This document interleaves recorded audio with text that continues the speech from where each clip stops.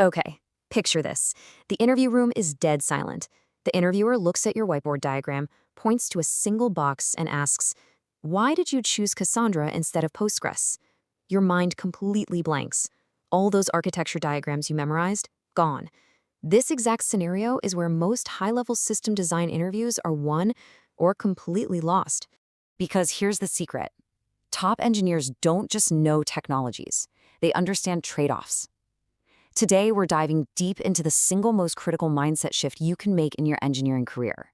In this explainer, we're going to fundamentally change how you approach building, scaling, and discussing complex systems when the pressure is absolutely on. Because it's really not about drawing boxes.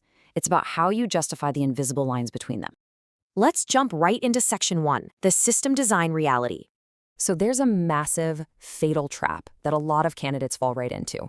They treat system design interviews like an architecture memorization contest. They cram their brains full of Kafka, Redis, Kubernetes, Cassandra, microservices, basically hoping to drop as many buzzwords as humanly possible. The assumption is that if you name drop a massively popular tool, you automatically score points. But that's just not true. Experienced interviewers aren't grading your memory. They're evaluating your engineering decision-making. Real-world system design is fundamentally about mastering compromises. Every single choice you make carries benefits, but also heavy limitations, operational costs, and massive scaling implications. There is literally no such thing as a perfect architecture. There's only the right set of sacrifices for the specific problem at hand. When you just throw a technology onto the whiteboard, you are practically begging the interviewer to grill you on its flaws. Moving on to Section 2, data storage and consistency. Imagine you get hit with a prompt like, "Design WhatsApp." Where do you even start? Well, you immediately face one of the most foundational dilemmas in software: SQL versus no SQL. And neither choice is universally correct. SQL databases, like PostgreSQL, give you ironclad, strong consistency and strict ACID transactions. They are absolutely non-negotiable for something like a banking system, where a single drop transaction means lost money and a massive legal headache. But try scaling them horizontally across hundreds of servers, it becomes an operational nightmare. On the flip side, NoSQL databases, like Cassandra, offer incredibly flexible schemas and can chew through huge write throughputs seamlessly across distributed nodes. They are tailor-made for a relentless fire hose of social media messages. But they sacrifice that strict consistency. A truly senior candidate doesn't just pick one.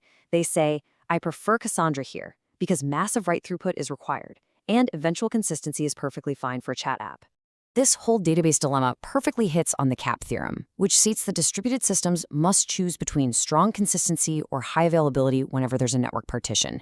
And make no mistake, network partitions will happen. Cables get cut, routers die, data centers completely lose power. Let's really give this rule some breathing room, because it's that important. Think about that banking system again. It prioritizes consistency. If the network stutters, it is vastly better to just decline a credit card swipe than to accidentally process it twice or show a wrong balance. The system actively chooses to be unavailable to protect the truth. But our WhatsApp example, that prioritizes availability. If a text from your friend shows up a half-second late because of a server sync issue, you're not even going to notice. But if the whole app goes down and refuses to load, that's a massive, highly visible failure. It all boils down to product-aware engineering.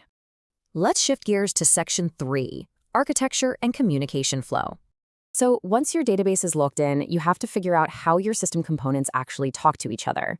The core rhythm here is the trade-off between synchronous and asynchronous communication. Synchronous API blocking systems are great because they give you an immediate response. The request flow is super simple to trace, making debugging a breeze when things break.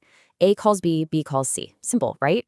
But as traffic spikes, your latency compounds. The coupling is tight, meaning one slow service can cause a huge cascading failure across your entire backend. To fix that bottleneck, you likely switch to asynchronous communication using message queues like Kafka. This massively improves your scale, decouples your services, and totally smooths out wild traffic spikes by buffering those requests. The required sacrifice? Debugging instantly turns into a distributed nightmare. You're dealing with strict ordering complexities and heavy eventual consistency. A single delayed message in a queue can easily lead to hours of painful tracing. You know, this exact same logic applies to the classic monolith versus microservices debate. It is actually a huge red flag in an interview to just blindly recommend microservices for every single problem. Yes, breaking an app down gives you independent scaling, team autonomy, and great fault isolation. If the payment service crashes, hey, the search service is still up. But they introduce brutal distributed system complexity, severe network latency, and terrifying observability challenges. I mean, how do you even track one user's request as it bounces across 50 independent services? A monolith, by contrast, offers incredibly simple deployment, it's easy for developers to debug locally, and the operational overhead is way lower. You should only be paying the heavy operational tax of microservices when your scaling requirements and your engineering team size absolutely force you to. Next up, Section 4, Scaling and Performance Choices. We all want our systems to be blazing fast, right? Which brings to mind that famous, kind of painful engineering joke. There are only two hard things in computer science: cache and validation, and naming things. Dropping in a caching layer like Redis feels like a magic bullet for latency. It drastically reduces the load on your primary database, speeds up reads, and can literally save your system from buckling under heavy traffic. But it instantly introduces the terrifying problem of cache invalidation. Now you're dealing with high memory costs, complex eviction policies, and the absolute worst-case scenario, serving wildly stale, outdated, or just plain wrong data to your users because the cache didn't update when the database did. You are literally trading latency for data freshness risks. It's crucial to understand that every single optimization demands an operational tax. It's this constant, unavoidable rhythm of yes, but. You want replication to handle heavy read traffic and disaster recovery? Yes, but you just introduced replication lag and massive synchronization headaches. You want to shard your database for infinite horizontal scale? Yes, but now you have to deal with excruciating cross-shard queries and nightmare data rebalancing when one shard gets too heavy. You want fortress-level security with multi-factor authentication? Yes, you're protected from attacks, but you've dramatically increased user friction, which can actually hurt retention. Every architectural gain has a required sacrifice. And these trade-offs dictate how you handle entirely different traffic patterns. If you're designing a read-heavy system, think YouTube or Netflix, your architecture is going to lean entirely on caching layers, content delivery networks, and heavy read replication. You write a video to the database once, but millions of people read it. But if the interviewer pivots and asks for a write-heavy system, like a real-time telemetry dashboard or the back end of a wildly active chat app, your architecture has to completely flip. You have to strip out those heavy caches and rely on data partitioning, high write throughput engines, and deep async processing pipelines. A read-heavy architecture will immediately collapse under write-heavy loads, and vice versa. All right, let's zoom out a bit for Section 5, Real-World Business Constraints. In the real world, it's not just about the pure tech, because ultimately, business realities dictate your engineering choices. Sure, deploying your app to a dozen global regions and using massive edge CDNs will drop your user latency practically to zero. It's the architectural dream. But it will also completely explode your cloud infrastructure bill. Running thousands of idle servers globally is just financially draining. The ultimate real-world compromise isn't about writing the most perfect theoretical code. It's about balancing flawless system performance against massive financial cost and operational headcount. The absolute best senior engineers always factor in the dollar amount when designing a system. At the end of the day, your code is dictated by the product.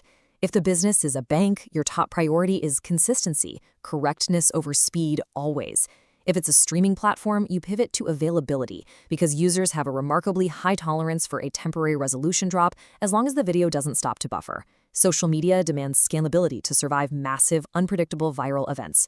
And analytics systems demand raw throughput to handle nonstop heavy data ingestion. Not every system optimizes for the same metric. That's exactly why blindly copying another company's architecture usually ends in disaster. Which brings us to our final part, Section 6, the Senior Communication Framework. Let's go back to that high-stakes interview room. How do you actually formulate a winning answer? I want you to lock in this exact phrasing.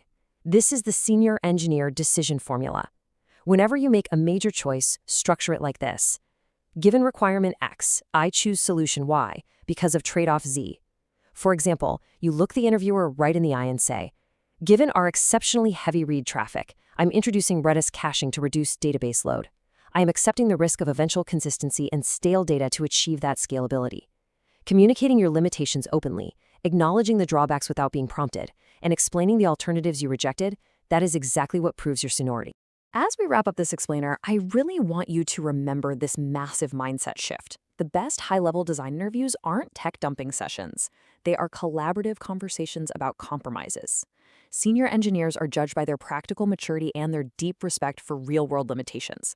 So embrace the flaws in your designs. Speak about what your system cannot do just as proudly as what it can do. As you look at the apps you use every single day, ask yourself, what hidden compromises are keeping them running? And hey, what trade-off topics should we cover next? Keep learning, keep building, and we'll catch you in the next one.